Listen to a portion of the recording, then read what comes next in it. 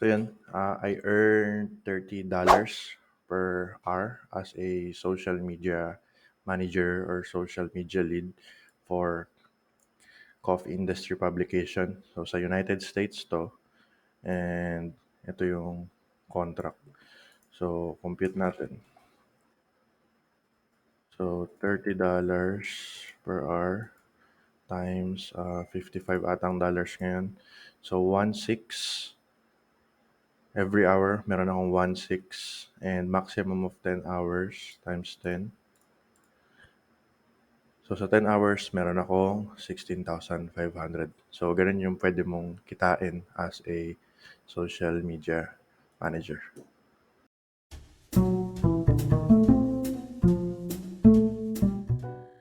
So hi guys, welcome to my channel, Ellie here. And ngayon kung ikaw ay nandito sa channel ko and gusto mong magkaroon ng overview about sa pagiging social media manager, i-discuss ko yun and kung ano nga ba yung mga ginagawa.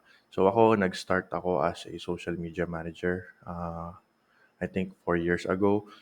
And wala pa akong knowledge nun kung ano ba talaga yung ginagawa ng social media manager. Pero along the process, nag-research ako, nagbasa-basa, and natuto.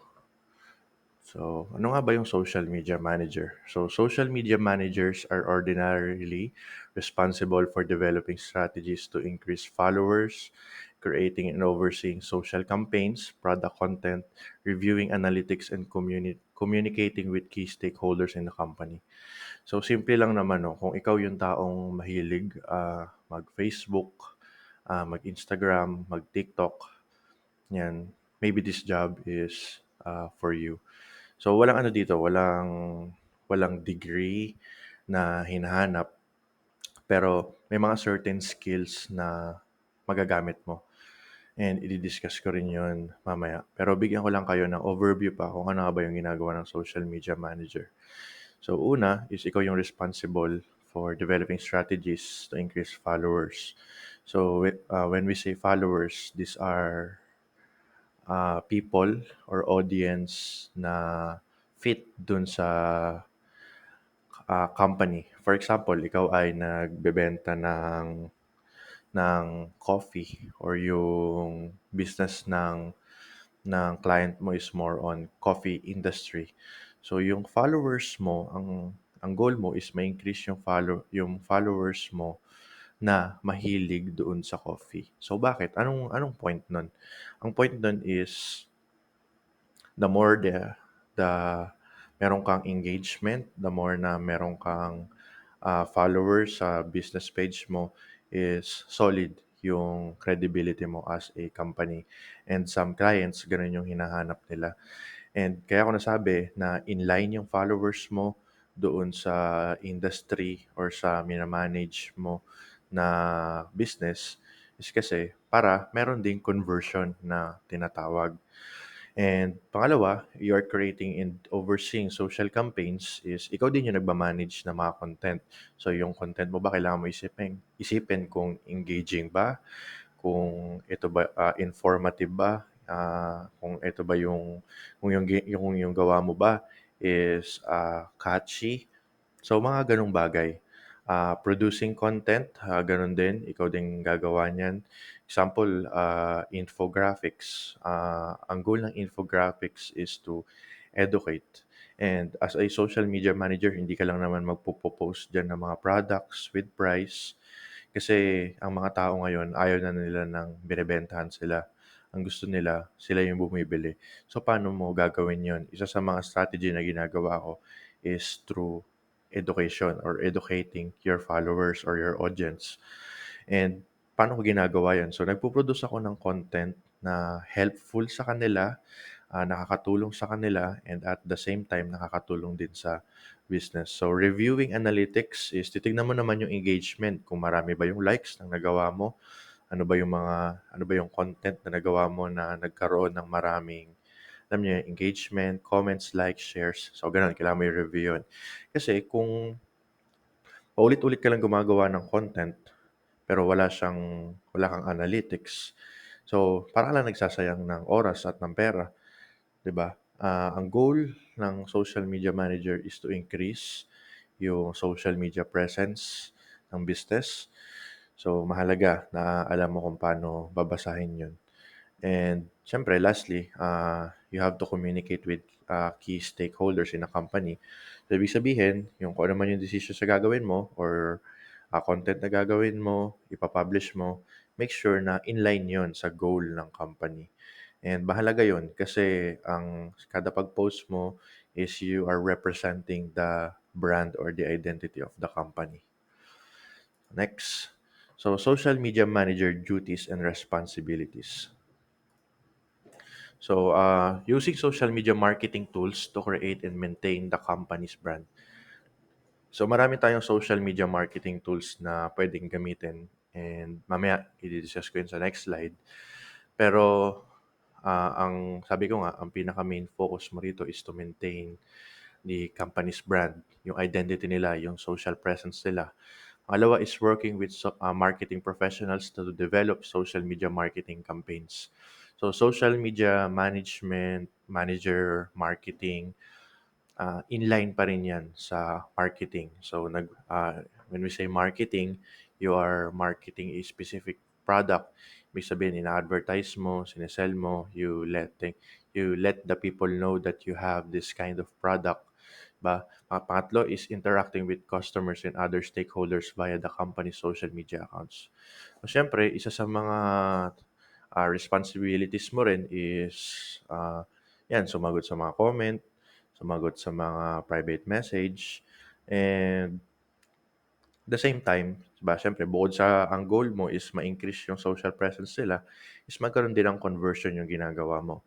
So, ang mga tao naman bago sila bumili ng product or bago sila mag-subscribe sa kung ano man yung binebenta mo, ah, sometimes they always ask first. Kaya mahalaga na merong professional na nakikipag-interact sa kanila para sagutin yung mga tanong nila. Okay? Pang-apat is analyzing the company's digital marketing plan and social media strategy in identifying strategic weakness and making recommendations for improvements. So ngayon, hindi ka lang naman basta gagawa. Sabi ko nga, dapat marunong ka rin mag-analyze. 'Di ba? So titignan mo kung ano yung mga key points or yung mga weaknesses ng paggawa mo, 'di ba? And kailangan mo i-identify 'yun para magawan ng solusyon. And as a social media manager, it's your responsibility din to think outside the box kung ano ba yung pwede mong magawa para yung weakness na 'yon is somehow maging strength ng company. Next is researching social media trends and informing management of changes that are relevant to the company's marketing activities. So, yun. Dito naman sa panglima, kailangan mong i-check yung tinatawag nating trend. So, nagbabago yan. Nagbabago yan. So, bigyan ko kayo ng example. Sa trend kasi dati, ang ginagamit is, example lang naman 'to. Ang ginagamit is more on selling products, ganyan, nandun yung price, 'di ba? And later on nagbabago 'yun, parang ayaw na ng mga tao 'yun. So, minsan yung mga tao hinahanap nila memes, more on nakakatawa. So, mga gano'ng bagay, kailangan mo mag-isip ng something, new and something relevant doon sa ginagawa mo. Ngayon, ang trend is more on influencer marketing. So, ibig sabihin, puwede kang mag-post na naka-collab ka sa isang influencer and bina-market or nire-review yung products mo. So, last one is setting key performance indicators. So, these are KPIs or ito yung matrices or goals na kailangan ma-achieve for social media campaigns such as targets for certain number of shares or like and measuring a campaign's performance against the KPI. So, mahalaga to. Kasi dito ka magse-set ng goal na gusto mong ma-achieve as a social media manager. So, dapat meron kang strategic plan kung paano mo siya gagawin. And as a social media manager, dapat ahead ka sa calendar. So, ibig sabihin, for example, July ngayon. Nag-join July, nagpe-prepare ka na ng content for the month of August. So, ano yung mga pwede mong i-prepare? yung mga holiday, mga upcoming sale, upcoming events. Kaya kailangan mo makipag-coordinate sa marketing department or kung ikaw lang ay ah, freelancer na mag-isang nagtatrabaho sa kliyente, so i-coordinate mo 'to sa iyong client. So mahalaga 'yun para name-measure mo yung campaign niyo, yung performance ng ginagawa niyo. Okay, next. So top tools for social media management. So ito lang naman yung mga kadalasang ginagamit, pero marami pang tools diyan na puwede kayong gamitin and puwede niyong i-explore 'yun. Pero ako, okey na ako dito. Napapatakbo ko na yung career ko as a social media manager. So Canva, bigyan ko lang kayo ng overview sa Canva. So sa Canva, dito ginagawa yung mga content. So dito halimbawa, gusto mong gumawa ng sa Instagram. So ita-type mo lang Instagram post. So dito sa gilid, may mga template na siya. Ayan. So halimbawa, ang gusto mo is coffee. Search mo yung keyword mo. So ayan, baguhin mo na lang. Halimbawa, ito yung nagustuhan mo. Baguhin mo na lang kung ano yung logo ng company na pinagtatrabahuhan mo or logo ng small business, pwede mo ilagay. So lahat yan nasa sa'yo. So drag and drop lang yan. Lahat is na-edit dito. Kailangan mo lang siyang i-explore. So may mga available templates naman dito. So tignan mo na lang kung ano yung mas preferred mo and sa tingin mo mas bagay or eye-catchy. So mahalaga din na tatandaan mo na sa paggawa ng content is mayroong brand guide na tinatawag. Ano yung brand guide? Yung font, yung color, yung text. Ayan, so mahalaga yan. Bakit? Para yung paggawa mo is uniform. Ibig sabihin, hindi ka gagawa ng ganito, tapos sa next post mo is gagawa ka ng ganito, tapos sa next post mo is gagawa ka ng, hanap tayo, yung medyo iba yung kulay. So yan. So yan, tingnan mo, 'di ba? From dito, medyo dark brown, tapos napunta ka rito sa gray, tapos na green. So, pangit yung gano'n. Kasi, kaya ka nagtatatag ng or gumagawa ng content is para magkaroon ng social media presence. So, kaya sinabing mahalaga ang brand guide para yung mga tao is ma-familiarize sila with this color. So, gano'n din naman yung kagaya ng McDo, Jollibee, Greenwich. So, gano'n yung ginagawa nila. Nag-i-stick lang sila sa color scheme or color palette na meron sila. Okay? Next is Slack. Slack naman is more on communication or pwede rin naman Skype or anything na prefer nyo, Telegram, Viber, as long as na meron kayong communication ni client. So, kadalasan kasi hindi ginagamit yung Facebook Messenger dahil bukod sa personal life mo yon, ayaw mo maistorbo ka during, alam mo yun, kunyari nasa labas ka, tapos bigla kang hahanapin. So, parang ang pangit nun, nawawala yung work-life balance. So, madali lang naman siya. Punta ka lang dito sa Slack, tapos ah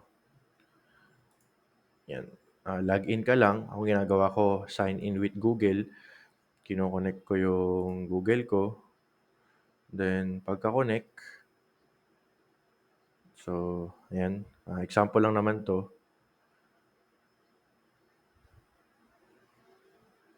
So ito na 'yun, magiging dashboard mo. So puwede kang gumawa rito ng channel. Ano yung mga channel na 'yun? So halimbawa, client or lagyan natin coffee industry. Wait ka lang. Tapos ilagay mo yung email ni client dito, then automatic na yun na mai-invite siya and 'pag na-accept na yun, magkakaroon na siya ng access dito sa workspace mo. So gano'n lang siya. Next naman is Meta Business Suite. Ito naman, ito yung ginagamit ko, ito siya. So ulitin natin, punta kayo rito sa Facebook, Tapos, ito kasi isa sa mga client ko, resin fans. And punta kayo rito sa publishing tools. So ito yung tinatawag na Meta Business Suite. So punta kayo sa Planner. So sa Planner, ito ginagamit 'to para i-schedule yung content niyo ahead of time. So makikita niyo ang pag-upload ko rito is hindi naman araw-araw, pero nag-a-upload ako, throughout the week. Sinisikap ko na all throughout the week is may ma-upload at least 2 or 3. So, yun siya. So paano gagawin yun? So punta ka lang dito, create, tapos ang maganda rito is puwede mo na siya i-connect sa Instagram. So, ayan, continue lang. Ako kasi yung Instagram nito is, hindi pa gano'n katapos dahil bagong client lang siya. O 'yan, dito yung text, tapos dito add photo, oh, 'yan. Gano'n lang siya ginagamit. Tapos puwede mo siyang i-schedule, ayan, and 'yun lang. Tapos ano pa ba, Influx. So, Influx naman ginagamit ko 'to is for hashtag, generator. So, bakit mahalaga ang hashtag sa Instagram or sa social media presence? Kasi itong hashtag na 'to is nagge-generate din 'to ng impression. Kapag sinabi nating impression, lumalabas din 'to sa feed ng mga ibang tao or desired mo na audience or target audience mo na tinatawag. So, lagay tayo coffee.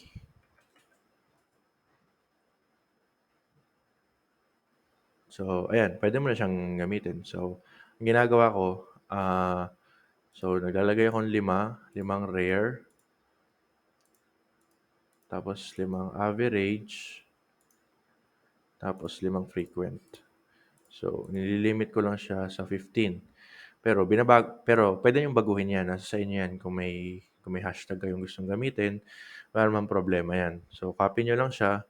So, 'pag na-copy niyo, balik na kayo rito sa Meta Business, then post niyo na. Pero siyempre hindi lang hashtag yung ilalagay niyo sa caption. Kailangan niyo rin lagyan ng add copy na tinatawag. Make sure na yung add copy niyo or yung caption niyo is, KISS or keep it short and simple. Okay? Then puwede mo na ilagay yung hashtag mo, then CTA or call to action. Ano yung mga CTA na yun? Puwede mong ilagay yung link ng website or yung link nila sa Amazon, et cetera, et cetera. Okay, next, Asana. So, Asana naman is ginagamit ko for my task. So, punta kayo dito, Asana.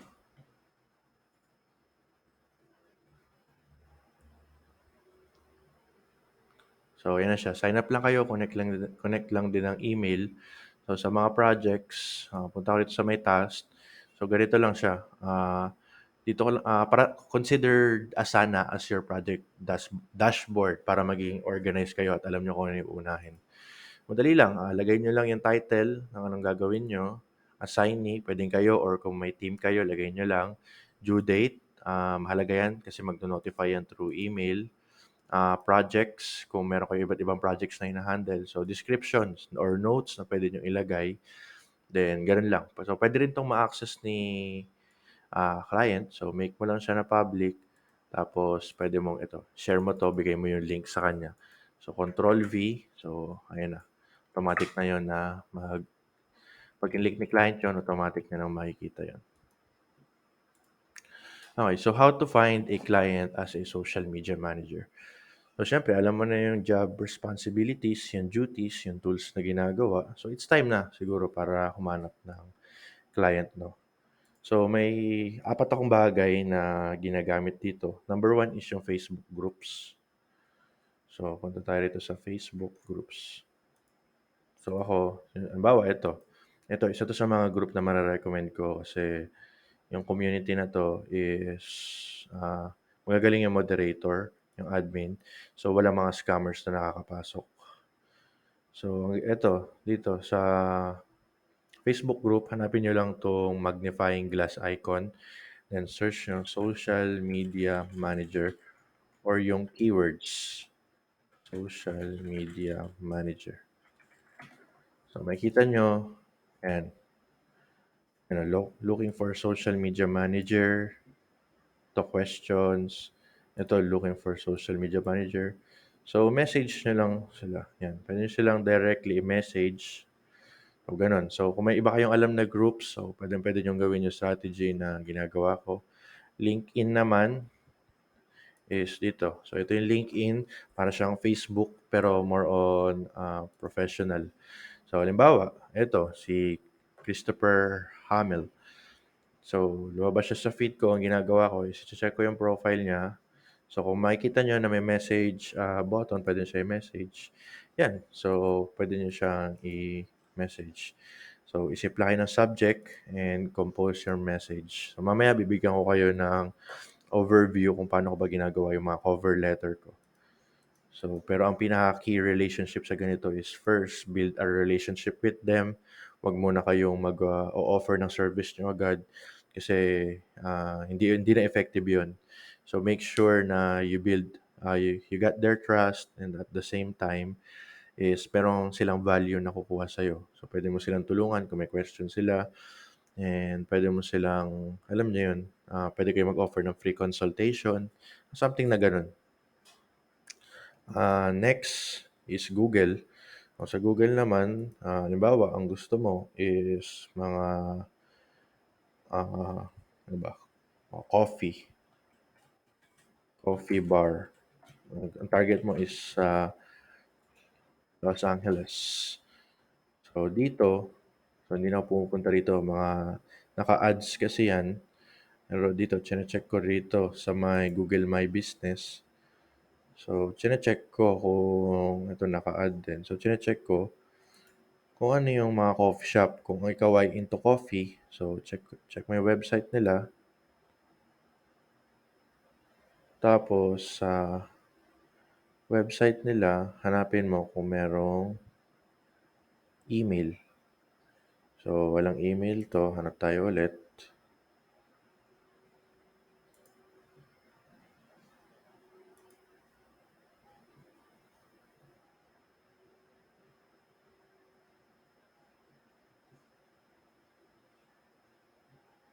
Okay, so wala rin siyang email, hindi rin secured yung website niya. Eto, try natin 'to, website.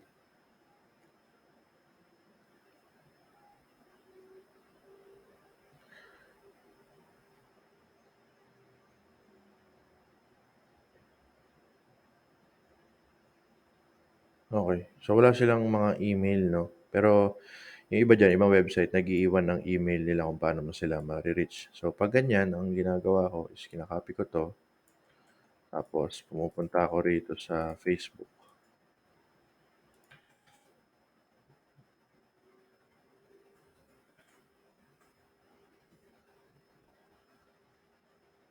So ito siya 'no. So ito, dito ko nakikita yung email. So ayan, yun yung email niya. Tapos yun lang, gano'n ko lang siya ginagawa. Freelancing platform naman, dito naman puwede ka mag-sign up sa Upwork. Ako part ako ng Upwork, OLJ, Online Jobs PH, Fiverr.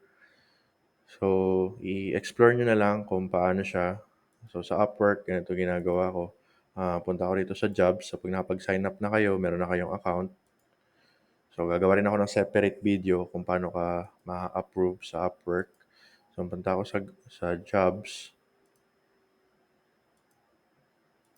Yan, search jobs. So, lalabas na siya rito or pwede mo i-type dito, social media manager. Ayan. So, automatic na siyang lalabas. Ayan, 7 hours ago. So, tignan nyo kung kailan siya pinost. Ako kasi nag-a-apply kasi ako sa ganito kapag minute pa lang. So, ang goal ko dyan is within a minute or maximum siguro 5. Yan. So, tingnan niyo 'to, yung mga oras na 'yan.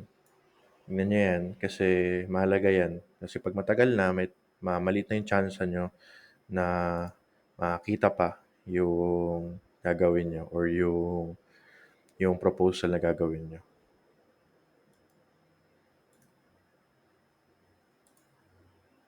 Next, okey.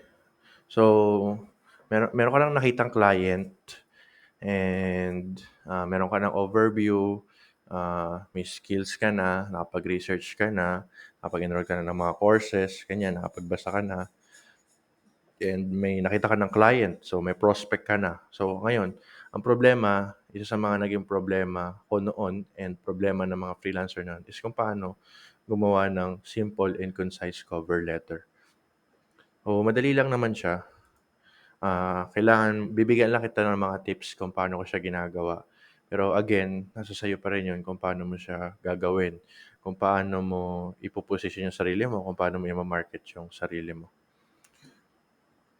So ito, ang ginawa ko dito sa sa sa client ko na 'to, na nakakuha ko ng $30 per hour sa coffee publication na 'to is ito yung ginamit ko na cover letter. So una nilagay ko is hi, 'yan, pang-acknowledge lang 'yan, pero kung alam mo yung pangalan nila, mas okay ilagay mo, para you make it personalized. So ito, itong green na 'to, "I saw your job post regarding social media lead." Pang-acknowledge lang din na may pinost sila regarding sa social media management or social media lead. So ito, naglagay muna ako ng value na puwede nilang, ah makita or makuha sa gagawin mo. So, if you need help with tasks that steal your time but must be ready quickly and efficiently, leave that to me. I'll do our best to get it done. So, ako kasi ang ginagawa ko is may mga teams ako na nag-handle din ng design. So, ako ang ginagawa ko lang is more on content planning, strategy, ganyan. Kaya R yung nilagay ko. Pero kung ikaw, I'll do my best, puwedeng gano'n to get it done. So, yung value na makukuha nila sa'yo. Tapos sunod is nilagay ko na yung experience ko, kung ano yung, karanasan na dun sa ginagawa ko.